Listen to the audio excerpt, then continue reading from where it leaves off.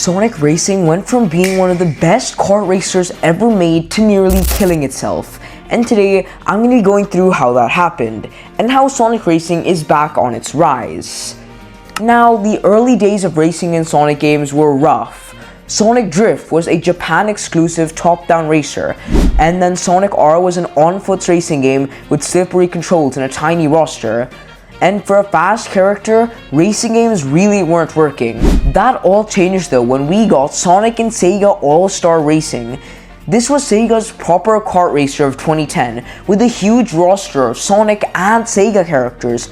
Critics loved it, and players found it amazing. It even went on to sell over 1 million copies. But that was just the start. Sonic and Sega All-Stars Racing Transformed came out 2 years later, and this was probably one of the peaks of the franchise.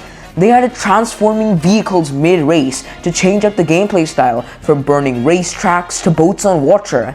We got collab courses and crazy levels. They were everywhere. It wasn't just a good racing game, but it was one of the best kart racers ever.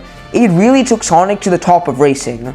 But then, when Sonic Racing came back in 2019 with Team Sonic Racing, everything that Transformed built just fell. No boats, planes, or even collab characters.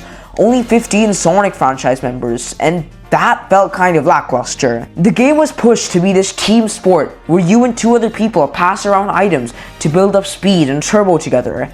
In theory, it sounds cool, but it meant that your race was basically dependent on your 2 teammates. If they fumbled, your efforts were useless, and people just got frustrated. Plus, the tracks were disappointing.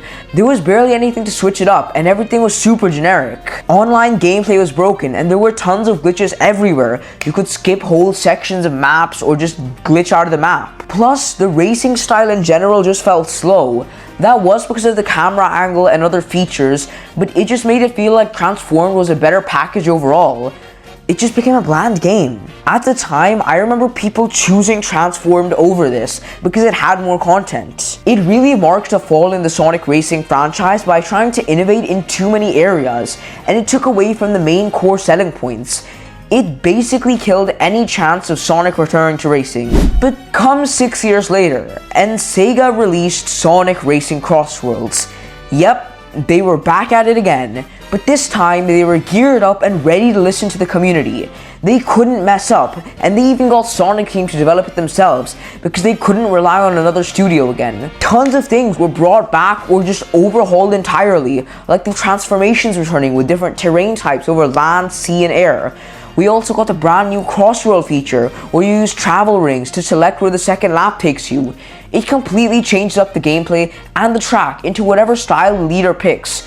A whole new idea, and the mechanic absolutely sold the core concept of the game, no doubt. We got some crazy car customization with front parts, back parts, wheel parts, and even full color customization. Plus, the online modes genuinely feel competitive now because we have the legend parties and tons of festival events happening every few weeks. The roster is huge as well. 23 launch characters, plus waves of DLC for the next 2 years, with collabs like Minecraft, Pac-Man, Mega Man, TMNT, Avatar, Godzilla, and even more. Content-wise, we are definitely set on this game because there's just so much and so much more. We even have tons of nostalgic tracks from years of Sonic games, like Unleashed, the Storybook games, and even Shadow the Hedgehog. You name it, the game has it.